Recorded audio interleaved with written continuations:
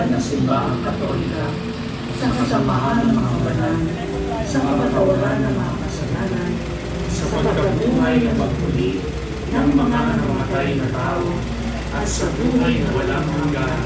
Amen. Ama namin, sumasalangit ka, sambahin ang ngalan mo, mapasa amin ang kaharian mo. Sundin ang loob mo, dito sa lupa, para lang sa langit.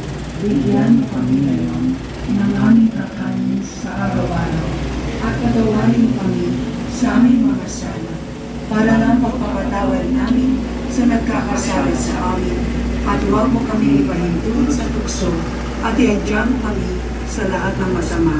Amen. Aba, Ginoong Maria, napupuno ka ng grasya, ang Panginoong Diyos ay sumasa iyo. Bukod kang pinagpala sa babaeng lahat, at pinagpala naman ang iyong anak,